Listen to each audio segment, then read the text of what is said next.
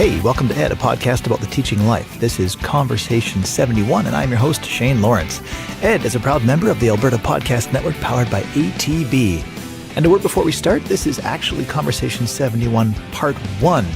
And so next week we're going to bust out another conversation all about her blue sky school and what the heck that is. So without further ado, here is educator, founder of the Blue Sky School, Shauna Pollock. Hello. Hi, how are you? I am just spiffy. How are you doing? I'm good. I'm just getting my things untangled, my headphones. Hey, no worries. So I'm scared to ask, but how's your day been? So my day has actually been a really good day.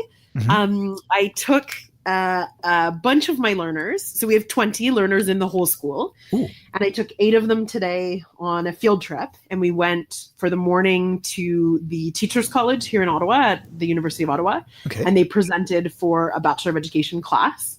And we were like the surprise guests. And the learners were just so awesome.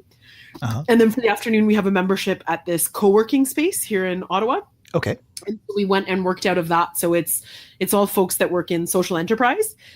And so we worked out of there, and it was terrific. My co-founder was at the school today, and it was a bit more chaotic there. So that was why I wasn't on the call right on the second. We just had to debrief some stuff that went on there. But luckily I had like the epically beautiful day, and she had the more challenging one. Oh. But but I had a great day. Yeah. How about yourself? Oh gosh. It was my morning was a complete disaster. Oh no. It just fell apart on me. So it's okay. It's not like it's nothing, as a teacher. If I was first year, I would have been in tears. This year, this is what, year 15, 14, I don't know, something like that. And it's just like, it's a disaster. Oh, well. So there's a Monday after a time change. Yeah. Maybe something. It was just circumstances beyond my control that caused my carefully laid plans to completely unravel. Plus a little bit of just my own lack of self-organization also kind of thrown in the mix there a little later on in the day. But my afternoon was great. My afternoon was fantastic. So I'm in a good space. What age of learners do you work with? Sorry? What age of learners do you work with? I work with grades 7 through 9 currently. Oh, nice. So that's 12 through 14 about. Okay. Yeah. It's so funny, like the way we've organized the school. That's like a very normal question to me to ask that.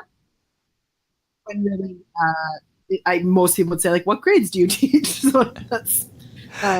Well, I mean, do you have grades in your school, or how's that work? No. So our learners we'll sometimes say they're grade 4 to 10 age, but they're all completely integrated in multi-age groups. Whew. Okay, boy, I just have this vision of this enormous box with about 1,000 compartments inside it, and I know I'm going to open it at some point because there's so much to find out here. But I'm going to hold off on a second here because I'm a little scared, excited. But there's a lot. But let's back up the little time machine here, and because you teach in a pretty different situation. But let's get the origin story of Shauna Pollock, the teacher. How did you come into the profession, and maybe take us up to the moment where we're going to open the box. There's a lot of little boxes on the way. Oh, okay. But so I don't even know how far to go back. I was just telling the learners at my school, actually, my story, because they were just doing an exploration learning about community and how people create communities or impact communities. So I was like a guest speaker to the learners. But I mean, I think I was definitely one of those people for whom teaching came really naturally and really early. And so ever since my elementary school days, I was my sort of enriched program in my schooling was to be teaching others. Uh-huh. And then I did school was quite smooth and easy for me up until about mid high school. And then the style of teaching and learning didn't fit with me as much. And so I became more and more kind of alienated from formal schooling in high school and university. And then as I was wrapping up my undergraduate degree, I was really trying hard to stay away from going into teaching, mostly because it was something that had come quite naturally to me, and like everything I had done leading up to then looked like I was going to be a teacher. And so I was kind of rebelling against that for some reason. Just kind of the inevitability of it all. You're like, oh. Yeah. And then I wanted to be a speech pathologist, I thought. And I had to take some calculus, and I ended up failing a university calculus course, and was so frustrated with that whole thing that I just tried to apply for teachers college, and I got into one that wasn't a very convenient location. And then I got into another on a wait list. And at the last minute, I actually got into that one. So then I headed down the teaching road, and my sort of initial thought that it was going to be like an easy career because it was something that came naturally was disproven very quickly, which was really good. That it turned out to be such an interesting challenge. So then I did teachers college. I came back to my hometown in Ottawa, and then I started teaching. And at the time, and still currently in our city, the what we call the school boards, and I think in the US you guys call it like the districts. I'm in Canada, so. Oh, you're Canadian. Yeah. I thought you were American. Ooh. Okay, where are you in Canada? I'm in Alberta. Oh, okay. Yeah. Okay. So actually, do you call it districts or school boards? What do I care? Divisions, I think. We call them divisions. Okay. Yeah. Well, our school board here, we have 4 public school boards in the city, but they're really hard to get into. There's a lot of years of supply teaching you have to put in before you get a full-time position. So, so I started supply teaching a lot. And after 7 years of supply teaching and part-time gigs, I finally got a full-time teaching position. Oof. And in that time, I taught everything from kindergarten to grade 12. And I ended up mostly in grade 4 to 8 is where I really spent a lot of that time. And then in 2014, 15, one of those years, I got this email out of the blue from a book publisher who had learned about some of the work that we were doing in my class that year. So that was, we'd kind of thrown out the rule book. I was teaching a grade 3-4 class at the time, and we were creating the experimental prototype classroom of tomorrow. And we were really just playing with everything, every sort of assumption from education, and the learners were building their own learning experiences using the provincially mandated curriculum and the constraints that we had within the system. And it was great. It was this super fun experimental year. And a publisher asked me to write a book about it. And then right around the same time, my husband got relocated to Toronto. And I tried to manage writing a book and teaching and living by myself in a city, and it got really hard really quickly. So I ended up joining him in Toronto, and I spent a lot of time. I spent a total of 9 months from the day that I got the offer for the book till I had it in my hands. So I spent a few months really intensively writing, and then I was just missing being around kids. So I was in a new city and not ready to start the whole supply teaching thing over again. So I started a couple of micro schools. I did a bunch of volunteer work, and I ended up starting a little school in a hotel for Syrian newcomers. So I was in Toronto right at the time that the government-sponsored refugees were arriving en masse. And I was looking for volunteer work to do and had a lot of trouble locating things. There just weren't a lot of groups mobilized at the time that all of the newcomers arrived. And so I had learned about hotels where they were staying and just awaiting permanent housing and therefore schooling. And there were people running amazing programs for little kids in there. And so I just ran a complimentary English as a second language school inside this hotel. And over 6 months, we ended up having 50 volunteers cycle through with us and over 300 young people and young adults, in fact. And so that was awesome. I ended up sort of like by necessity administrating a little school inside a hotel. And then I wanted to keep experimenting with some of the sort of progressive educational ideas and the innovative things that I was playing with in classrooms. So I also started the Passionate Learner experiment. So that was an experiment where the sort of guiding question was, how might we change the world in 24 hours? Ooh. And it was a whole bunch of online modules that I created and sent out to participants who were all participating in a mobile environment. And it took us a few weeks to get through the 24 hours of kind of course material. And over that time, each of them had kind of gone from like discovering a passion or an interest to working on a project. And then we had a party at Shopify here in Ottawa where all the participants either came in or they participated with video and they shared their stories. So those are some of the things that sort of led up to the big adventure that I'm on right now. So, and then a whole bunch of quick, crazy little ups and downs of the roller coaster of life happened. And I ended up back in Ottawa and desperate to continue to push education, and ended up partnering with the parent of a former student of mine in that last year that I was in the public system teaching at teaching that Epcot class, that experimental prototype classroom. And the parent's name is Karen Hill, and she and I ended up just really going wild and sharing each of our dreams for education. And she comes from an incredible background of youth support work and counseling, and she is one of the most gifted humans on the planet in dealing with any child, but particularly those who've really struggled within just about every social system in our society. And she teaches in the public education system and works this beautiful magic with children in a behavior intervention program. So her passion is to build something better for kids that are siloed into this sort of program. And then my passion and interest is around building really multidisciplinary, exciting curriculum and programming. And so we've had this amazing journey for the past couple of years of actually opening our own little independent not-for-profit school. And we are, I guess, about a third of the way into our second year of Blue Sky School. Whew. All right. I feel like that's an entire podcast right there. Holy smokes.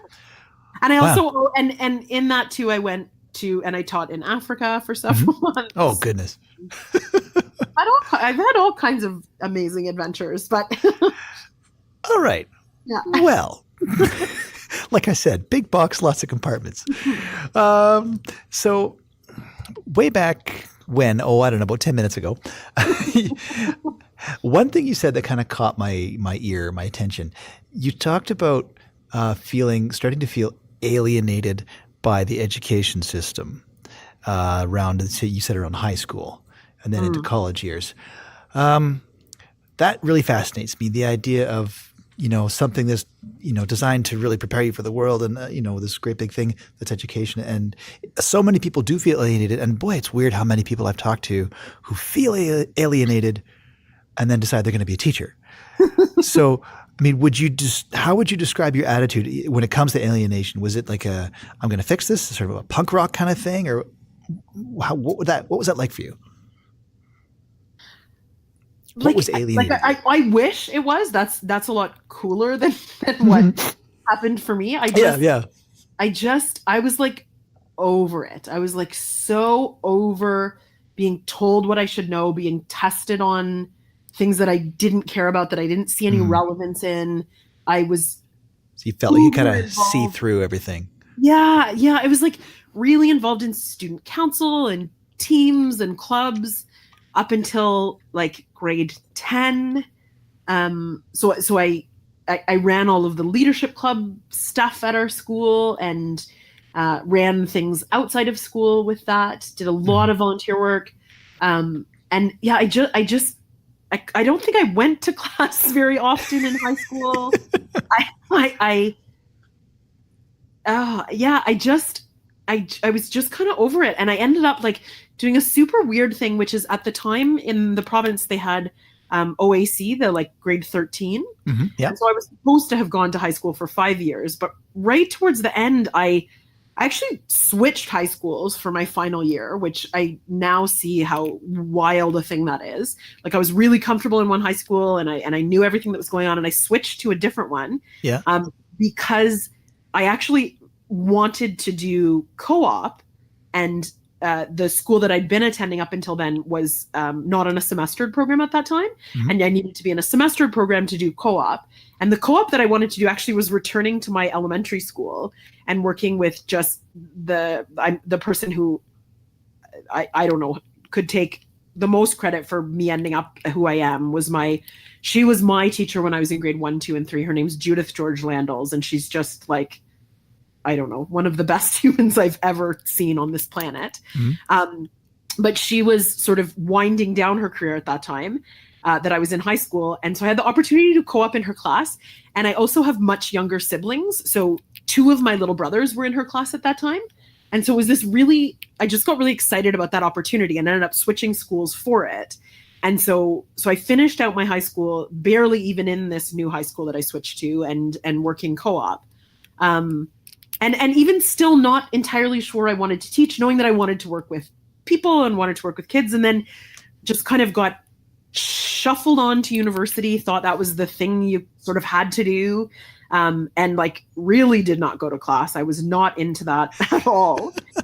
My older brother was at the same university. We were out in New Brunswick, and he was really involved in all kinds of things, and luckily sort of like pulled me into things. Like I remember now when I was a first year university student, my brother was involved in student council. So he was invited to do like a workshop for professors on how to teach. Oh. And he didn't really know what to do. So he pulled me in for that.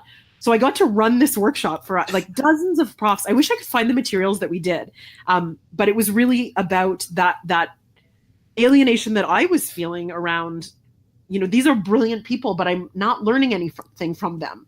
That I can't absorb what they're trying to teach me. So we just talked about kind of teaching strategies and stuff. So, but I really, after about grade 10, school was not for me. So it was really failing calculus that made me go, okay, what could I do as a next step? Right.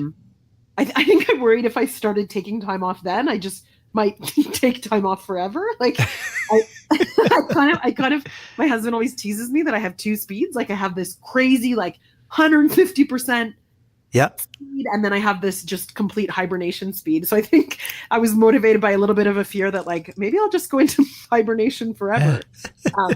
So teaching that's kind of the thing that makes sense to everybody else for me. Yeah. Yeah. Well, I love that whole image of like the no setting between off and high. That's like, are you a Calvin and Hobbes reader? Yes. Oh, because there's that's one comic that always sticks in my head is when Calvin's walking by Hobbes and he's like sound asleep, and then Calvin just like steps on a twig and it goes snap, and immediately Hobbes is like just wide awake and he just pounces on Calvin. And the punchline is something to the effect, tigers have only 2 settings, off and high. Yeah. Yes, I am then a tiger. You are definitely a tiger. Well, I mean, I got to say, like, even just setting up this interview, a couple of things happened that have never happened. And this is conversation 71. The first is that, when I emailed you to set up our conversation, I proposed a time, and the next thing I know, there's an invite in my Google Calendar. Oh, okay, this lady means business. And then I said, I kind of settle into my Google Hangout, and I'm like, all right, I'm here, I'm ready whenever you are. And the next thing you know, you are calling me. You are the first person in 71 interviews who has called me. Oh, what a nerd. The calendar thing is new. It's so funny. One of my staff, we call our teachers pedagogical coaches. So one of them was trying to get me to use Google Calendar last year, and I was so resistant. I thought I really loved iCal, but I had no idea how magical Google Calendar is. And so I'm fully hooked on it this year, and it's gotten to the point where people are like, I just wanted to have like a catch-up call with you. You don't need to send me a formal invite. And I'm like, well, the only way I'm going to remember is if I have that invite in my calendar. And like, if I create it, I may as well send it out to you as well. So Yep. Oh yeah, no. My wife is the same thing. She's like, "Did you put it in your calendar?" And I'm like, "No." She's like, "Well, do it because you'll forget." I'm like, "Yeah, you're right. I will." Oh, I Because like it will go. Things are in one ear, out the other for me. So I have these like systems in place, and in fact, the learners right now are working on an exploration, a 7-week themed exploration on cognition, and really trying to learn how they learn and be able to advocate for themselves in that way. So more than ever, I'm being super transparent about the things that work for me. So I'm going to have to talk to them tomorrow about these comments, because it shows how I learn. And like, as I'm getting older, I'm finally figuring out what it is that I need to do to keep on top of things. just to function. Yeah, exactly. All right, we're going to get back to our conversation in just a second, but first I want to tell you about Let's Do Coffee. It's a new podcast by the Maji Center at NAIT. It's hosted by Daniel Van Vielen and produced by the Maji Center for New Venture and Student Entrepreneurship. And each episode features an interview with a student entrepreneur or NAIT alumnus, and they dive into topics that explore their challenges, questions, and fears involved in operating their companies. You can look for new episodes every 2 weeks and find out more about the show at nate.ca/Maji Center. That's MAWJICENTRE.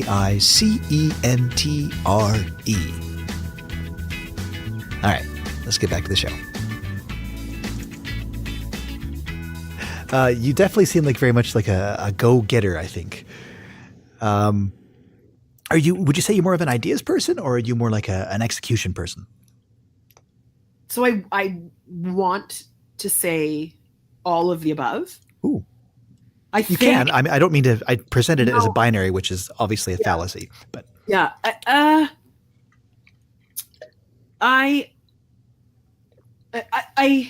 can't just drop ideas and like zip away and let someone else execute on them. I really, I'm more controlling than I'd like to be. So I'm trying to figure out a balance in that, in addition to the 2 tiger speeds, and in addition to trying to control every aspect of the experience that we're creating. I'm trying to find balance in those things.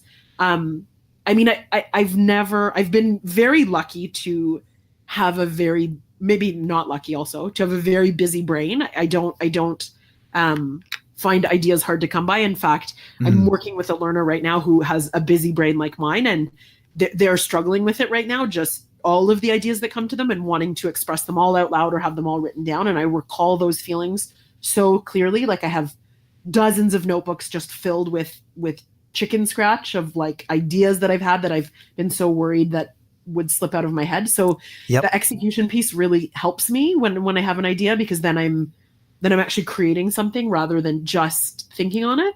Right. But yeah, I mean, getting to live this school that lived so much in my head as a set of ideas for so long is pretty amazing. Yeah. All right. Well, that sounds like it's time to open that box. So I'm just trying to figure out which compartment I want to open first. It's like an advent calendar, except they all have the same number on them, or no numbers. Oh my goodness. And whichever one you try to open, I'll probably pop into another one anyway. Yeah, they're all going to be connected, right? Oh, I'm hooped. All right. Well, you know what? I know what the obvious question is, which is, why? Tell me about Blue Sky School, but I'm not going to go there first. Okay. Because I'm approaching this carefully. I'm stalking my prey. So one thing that stands out to me looking through your Blue Sky School website, and actually through our conversation here too, you have not once referred to the young people in your building as students, always as learners. And I feel like that's kind of a core thing for your school. Yeah, it's interesting. That's one that people are noticing more and more lately. So I majored in English literature in university, and though I barely went to class, I do like the English language. I like studying the etymology of words and meaning of words, and I like debating those sorts of things. And I don't like, but I'll take offense at words that I feel have a particular meaning, and I'll then look them up and talk to people about those words. So words have an immense amount of power, and as we are building this new experimental place and experience, that's one area where I continue to have a lot of oversight in is the language that we use. Now, beautiful thing about learners is that was not a selection by me whatsoever. That was completely generated by the learners themselves.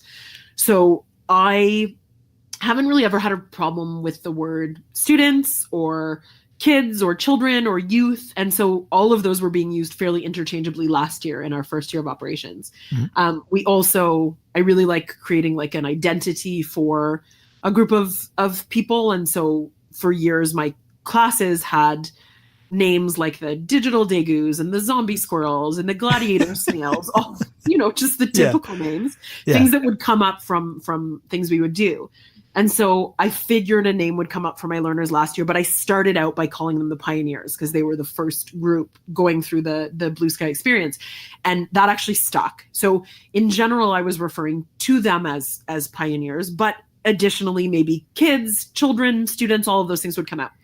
And one of said pioneers came to me one day and said, I don't love it when the coaches, which is what we call our teaching staff, I don't love when the coaches call us kids. And I dug into a little bit. I asked her a little bit about it. And then I said, this is amazing.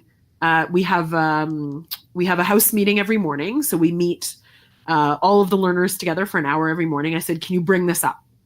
And so this young person did and raised what they had noticed about the term kids. And it was bothering them that they felt there was sort of a negative connotation towards kids. And they felt that they were sort of more mature than that connotation. And so they were just kind of taking offense and didn't love that identity, and actually suggested that they would prefer to be called a learner. And we had an amazing conversation about it. And that day, one of my nephews was visiting, and he was grade 2 age at the time, and the rest of our learners were grade 5 to grade 8 age last year. But he contributed as well and talked about the meaning of words to him. And so it was fantastic. And by the end of that conversation, we used a process that's called Mastermind. It comes from the business world, and it's you use a timer, and everybody has a certain amount of time to talk, and the person posing the question at the end then sort of summarizes and comes up with a solution to whatever they brought up. And so we ended up landing on the learners asking to be called learners. And now it's I don't even think about it anymore. I ask other people about their learners. And so yeah, that totally came from them, which was super cool because it was towards the beginning of the year, and they felt that empowered to really define themselves and their identity. And it's certainly stuck. And I think it does say a lot about what the whole school is too. Mm-hmm. Mm-hmm. Well, I mean, I used to teach English, so I'm in the same kind of camp as you in terms of the importance of language. My wife calls me a word fetishist, so which I'm actually quite comfortable. I kind of like it, but one of the things I'd like to share with my kids is the idea of words are the closest thing we have to magic, like in the real world, because. I mean, the example I always give is like if you ever watch any movies like, Lord of the Rings, you watch Harry Potter, whatever. I mean, what do they do when they cast a spell? And they wave their arms around and whatever else, but they speak. And that's because words are magic, and they have there's a creative component to words. So if we're not paying attention to them, then what are we creating? Yeah, we're still creating. So yeah, and I don't know, that thought, it just makes me feel all warm and fuzzy inside just thinking about that. Like, oh yeah, that's nice. It's sort of a happy place. I really like that. I'll be stealing that. Thank you. Steal away, because believe me, I'll be stealing a lot more from you. All right, let's do it. Blue Sky School. What is Blue Sky School? Oh man. So 2 years ago around this time, I was working really hard to make like a short pitch to explain what it is. And now with all of these learners who've come through it, all of these people who've brought it to life, it's a little bit harder. But let me see what I would say right now. Sure. So Blue Sky School is the experimental prototype school of tomorrow. An Epcot? It is an EPSOT. It's a full-on school. EPSOT. Oh, okay. Yes. So we are a full-time innovation center for young people. And we are challenging just about every assumption people have about standardized education and schooling to seek out three main three main outcomes, not incomes. Three main outcomes. Every learner will leave us understanding how they learn. Every learner will leave us empowered to be a change maker. And as a facility and a program and an experiment, we want to share what we are doing with others to help change the conversation around what school could be. And so we do that by turning models on their head, experimenting with things every day and every week. Things look different from day to day in the school, and the learners are absolutely central to everything that we do. Okay. I only have about 6,000 questions now. Wow. Where to begin? Oh, see, I opened the box and there's too many compartments now.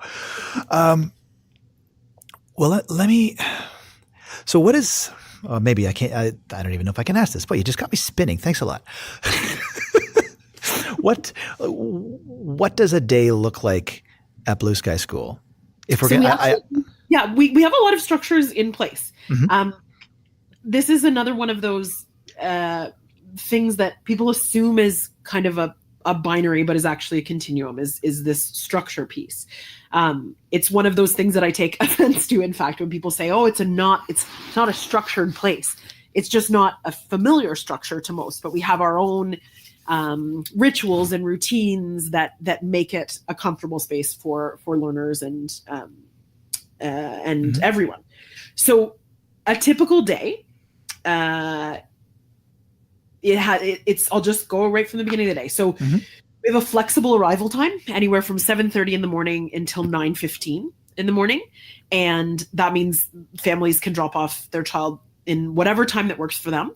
That mm-hmm. flexibility last year was 9 a.m. till 10 a.m. But we actually had to hire extra staff because so many of the learners wanted to start their day so early. Mm-hmm. So we've adjusted that slightly. So 7:30 till 9:15, mm-hmm. the learners arrive and they self-regulate. They sort of figure out what they need to do to get their engines running, to get their day started. This year, we're also experimenting with putting out some interesting provocations and activities at this time of day that we call our exploration stations. And so learners that are having trouble kind of coming up with an idea of something to do in the morning have some possibilities laid out there in front of them. Mm-hmm. And then after that, we take about an hour and we do three main things. The first thing is news. So a couple of learners each month are on a squad that shares news with the school. So the news is, anything that might typically be in a school set of announcements, any reminders from the school itself or the coaches. Right. They also just share interesting local and global news, often related to one of the learners' interests or projects, or one of the learners' goals. So for example, we have one of our news crew this week is one of her personal goals. Each of the learners has their own curriculum. And mm-hmm. one of the goals within hers is to practice her French skills more. So she presented a news story that she had found in French this morning and gave some translation for learners who aren't as comfortable in French. Mm-hmm. That's news. We also do our moment of Zen during news, which is from Jon Stewart's old Daily Show days. Okay. So it's just like a short video clip to kind of put us into an interesting mood for the day. So sometimes it's really poignant and meaningful, and sometimes it's just adorable and cute, and sometimes it's just straight up funny. Mm-hmm. So today's moment of Zen was, I don't know if you saw this over the weekend on Twitter, everybody was posting it. It was like a parent and a baby bear climbing along a cliff, a snowy cliff. And the parent bear gets on the top of the cliff safely, and then the baby keeps slipping down. And it's like 3 minutes of like this, it feels like a horror movie. Like you're so invested in this baby bear getting up, and eventually the baby does get up and join the parent. But the initial person who posted on Twitter said, like, we can learn a lot from this baby bear. Keep looking up and don't stop trying, or something. Mm-hmm. So we watched that today for a moment of Zen.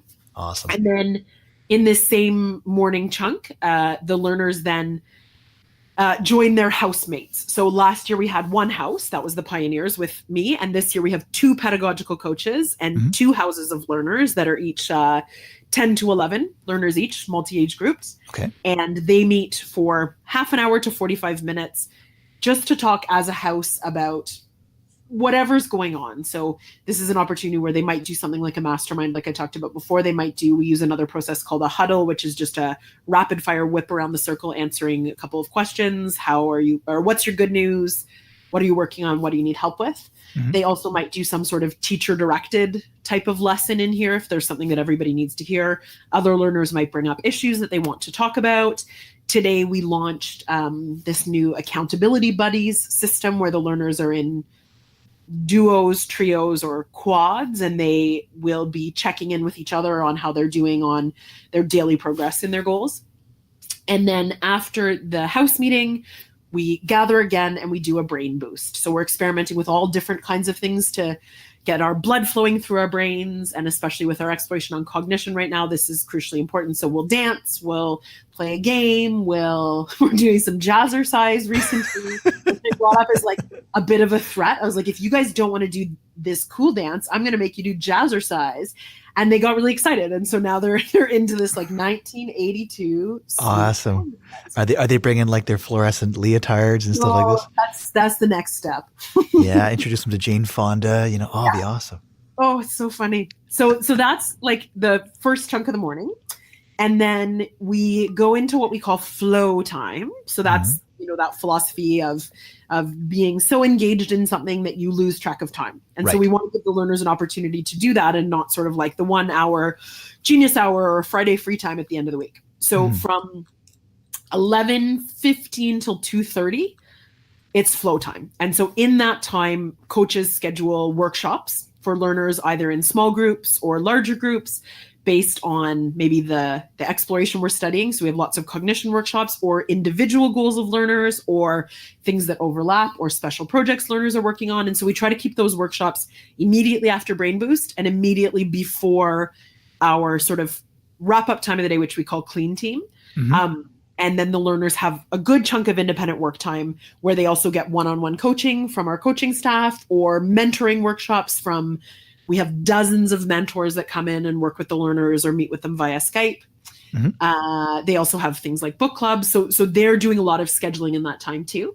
And we're trying to help them figure out when to take physiological breaks and really listen to their bodies. So they don't ask to go to the washroom. They don't ask to take a brain boost, get water, get something to eat. They're trying to listen to their own bodies for that. We found that some of them were so engaged in their flow time that they weren't stopping to eat or even drink water. Oh no. So we currently have a scheduled half-hour time to remind everyone to like stop and get something to eat. And we're still kind of experimenting with that one. So then after all of that flow time, they have 15 minutes, and we've gotten this down to a beautiful science now where they do clean team. So we don't have a school custodian. The learners take care of their own space. So we have a full kitchen. We have 4 washrooms. And so they clean everything top to bottom every day. And then we get together as a full school once again at the end of the day for the last 45 minutes. And that's called gathering. We'll have maybe a guest speaker, maybe a learner presenting something they're working on, a coach giving a full group workshop. We read aloud at that time. And today, when there was a group of us out on a field trip, the ones who stayed behind all did karaoke at that time. So that time is really variable. Yeah. Yeah, whole and karaoke. And then the school is open then from 3:30 till 4:30 for after school extended day. So we don't run any particular other programming. It's an opportunity for learners to continue on their independent work, right, or their group work. And we also, in all of those independent work times, we're experimenting with this new model where we have one of the coaches as the host. So they're kind of accessible to everyone to answer questions, to sort of help everyone do what they're wanting to do, stay accountable. And then the other coaches have one-on-ones with other learners, or the other coaches are even working on their own work in the same space at that time. Whew. I'm tired. 8,000 more boxes for that little puppy. Oh, now that's well, no, that's all good. That sounds sorry. That sounded like I was calling you little puppy. I was like, that little piece of information I was calling you little puppy. That's not. I'm not gonna lie. It took me a moment there to parse that. I was like, is she calling me little puppy? That would be like so rude. So I was talking about the package of information I just threw. You're gonna have to work pretty hard to insult me, I think. So keep trying. So. Oh, I'm just falling apart every time. I've got a big long list of things here. Okay, so in my mind, I'm kind of seeing this school, and it seems very utopian. I mean, I just imagine the kids coming in, and they've got this flow thing, and one kid's over here, curing cancer, and another one's over here, like, I don't know, feeding the poor. Another one's like, planning their trip to Mars, and so is it like that, or what are the challenges? Like, so yes, it's like that. Oh, okay. And it's hard Okay. for all of us. Yeah. We didn't anticipate last year how much unlearning everyone would have to go through. So that goes from the learners to their families to our coaches. So there were all of these things that, Karen and I were like speaking the same language, and we just know how we want things to be. And we just sort of figured everybody else would like get it immediately. But there's been such a huge process of helping unpack what people's assumptions are and what they think schooling should be and needs to be, and really look at that. So that's a ton. That's a very individual process too. We've been kind of trying to figure out, like, how long does it take to unlearn? Is it you're in a system for X amount of years, and then it takes Y amount of months to unlearn that? And it's really different for everybody, and it actually like ebbs and flows. So sometimes you can be like, okay, we're totally on the same page here, and then 1 week it just kind of, you go, oh, we have to get back to communicating so many details. So I mean, I'd say one of the biggest challenges is the communication piece, is the right, even having that shared language and what you assume is a shared understanding. So many times we look back at it and we go, oh yeah, we weren't really speaking the same language, right? We were like agreeing on things, but we were both operating on totally different assumptions. And, when you have 20 learners and 10 staff, and then all of the families of those learners and those staff who are all really, really invested, it's a huge amount of relationships to navigate and communication to keep going. So that's a big issue. I mean, unfortunately, something that we all do as humans is we compare ourselves to other people, and that happens whether you're in a competitive environment or not. We are learning. So learners, see someone else have a really interesting opportunity or really embrace a passion and get digging deep into a project, and other learners say, well, I'm not as good as them, or I'm not doing that same thing. So there's a lot of reassurance needed that this journey actually, a lot of it looks the same for all of us, but the most important stuff looks totally different. So, I mean, like those big, crazy, audacious dreams, we have learners that are living those every day. We have right now, some of the projects that are being worked on is we have a learner who is working on electromagnetic motor right now.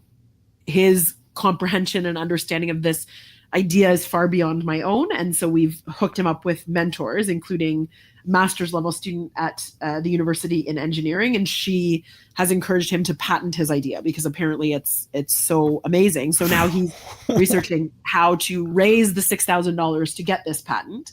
So we have him working on that. We also have a young woman who met a Nobel Peace Prize winner, a woman who was selected by Nobel Peace Prize winners as one of the women's leaders on women's issues around the world from South Sudan. And she was so moved by her story of becoming married as a child and having children and being forced into having children at a very young age that she wanted to create a solution for this. And so she started immediately making designs for a women's shelter in South Sudan. But in her subsequent explorations and learning and interviewing people, she still wants to open a facility in South Sudan for women and for children. But it's moved from this idea that she can come in as an outsider and build this center to an examination of her own privilege and her own and sort of the whole white savior complex, and how might she support on the ground capacity building programs that are happening in South Sudan or happening in other places in the world that might be successful there. So that's been a fascinating process to witness. Yeah. We have a learner who's just gone through her first design sprint experience. And in that, the problem she identified was learning about children in the developing world and adoption rates, and how it's such a luck of the draw if you end up at an orphanage where lots of people come and see the children, or if you end up somewhere where nobody sees you. So she's looking to create sort of an online database for people to adopt domestically and internationally. So she's calling that Adoption Without Borders. We have a couple of learners now who want to deal with the issue of local families that are homeless. And so they're looking to start like a community center for them. Mm-hmm. Most of those groups that I just described have just been invited to share at our city hall next week, to share these projects and meet with the mayor and city councilors and community leaders to accelerate these ideas. Yeah. So we have, these incredible things going on. We have the birth of ideas of starting an arts program for autistic youth, but that focuses on all of the arts, not just one. So these learners are finding these things, and we describe it as following your heartbreak rather than following your heart. And that comes from Angela Myers. And that's about, you can follow your heart and you can find the things that you love and you feel passionate about. And you could do that for your whole life, and that it could be a very, very fulfilling life. But we're pushing our learners to do, as the next generation of change makers, is really look at how following your passion and following your heart can lead you to find something in the world that breaks your heart and creates, puts you in a situation where you're looking at these problems as opportunities and you become a solutionary that works to solve them. So we have all of those things going on. And so, I mean, for some of the learners, they feel there's this pressure on them that right now they're 11 years old. They have to find the thing that they're going to work on for the rest of their life to change the entire planet. So, which is something we're certainly not trying to push them in. But as their peers are starting to dig more deeply into some of these issues, there's this inner comparison that they're starting to make. So we're really working on that and on celebrating, a huge variety of accomplishments and talents and skills, rather than, just these ones that I've thrown out at you right now. So, I mean, some of the other things is we have learners who at this point in the year in a previous school had missed 3/4 of their school days, and they're currently attending 3/4 of the school days. So they've completely switched that, right? And that is an enormous accomplishment on its own. We have learners who've gotten up in front of the rest of their peers and spoken about their mental health struggles. One of my learners today spoke just very briefly, but it explained her diagnoses in front of a room of 40 university students. So there's, we have learners who are now starting to self-regulate, and they pop up when they realize they can't focus, and they grab a self-regulation tool, some kind of a fidget, and they get themselves focused again. And for us, each of those moves is equally huge. Every single one of them is pushing themselves every day, and we try to adequately celebrate each of those. Oh. Wow, just every time, I'm sitting here and I am just, my head is spinning. It's like, how quickly can I move out there? Do you need someone else to work with you? Well, here's just, speaking of heartbreak, I mean, you're talking about, students finding, helping establish shelters for homeless people and sorry, my mind's just like, well, here's the thing. I had some students who would tell me about a project pretty similar to that last year that they just wanted to do. And I was supportive. I'm like, yeah, that sounds like a great idea. You should do that. But in the back of my mind, I'm just thinking, this isn't the environment to do that in. It's going to die. And it did.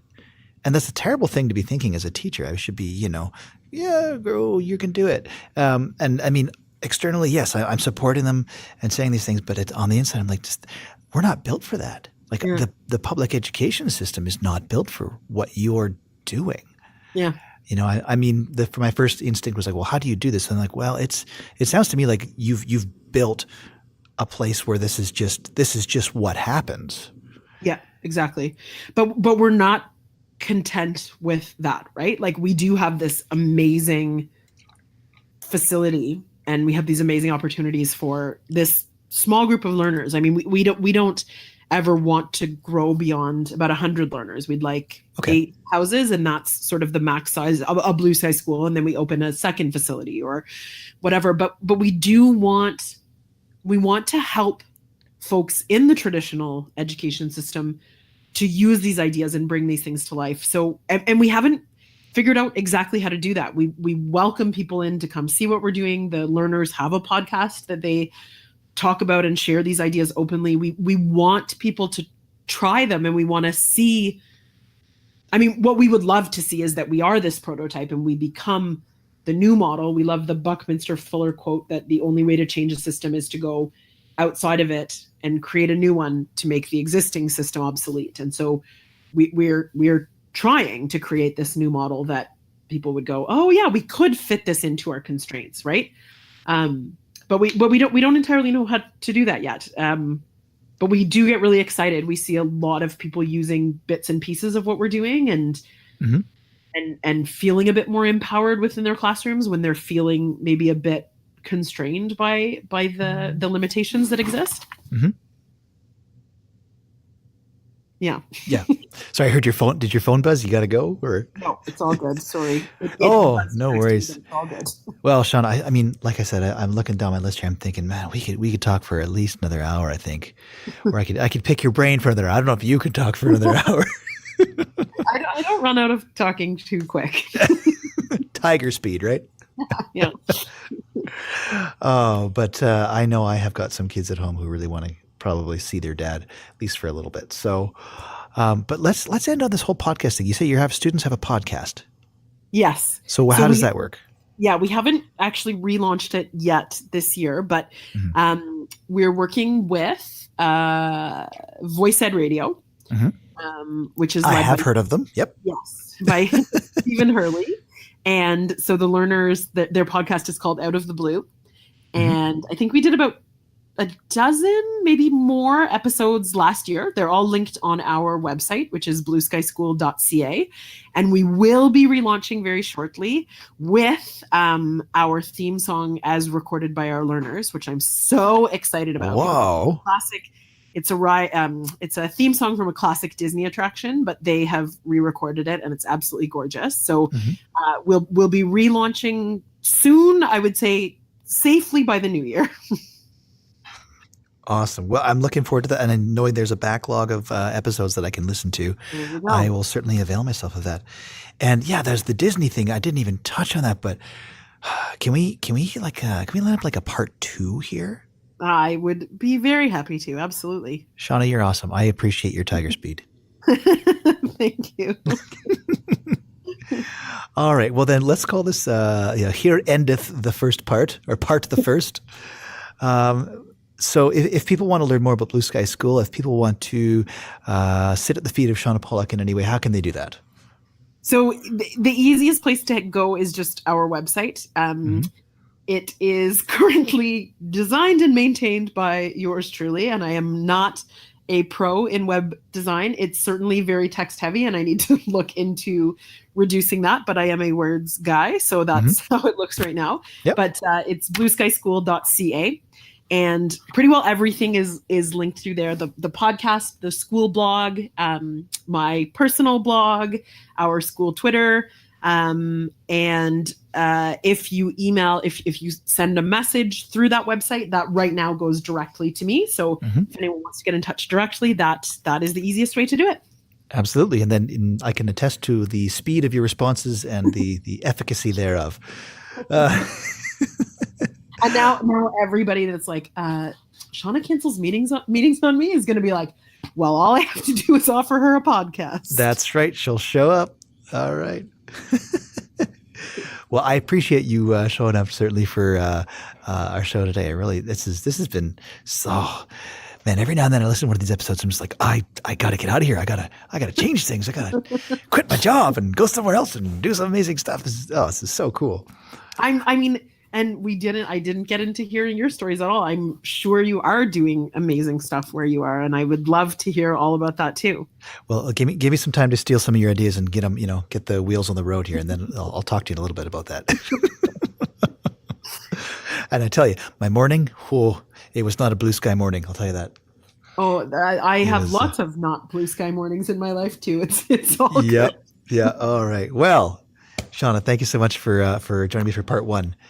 And Thank you. we will hopefully reconvene not too far off in the future for part 2. Fantastic. All right. Thank you. Thanks again. It was my pleasure. Likewise. All right. Let's see you later then. Okay. Bye-bye. Bye-bye. All right, and listeners, if you'd like to listen into other episodes of Ed, you can head over to the website, theedpodcast.podbean.com, or you can find us on Apple Podcasts, Spotify, or the podcatcher of your choice. Just search up Ed Conversations. Ed is a proud member of the Alberta Podcast Network, powered by ATB. You can head over to albertapodcastnetwork.com to listen to our other member casts, like, I think, the most important show to listen to as a teacher, That's a Thing. Their most recent episode came out a couple weeks ago, and it's all about spooky, scary stuff and the dark underbelly of the internet that many of our students love. It's a great listen, it's a lot of fun, and you might even learn a couple things that'll be handy in the classroom. We can also be heard on Voice Ed Radio. It's 24-hour internet broadcasting devoted to the best ideas in education. Just head over to voiced.ca. So, on behalf of myself and Shauna, thank you so much for listening, and we'll catch you next time.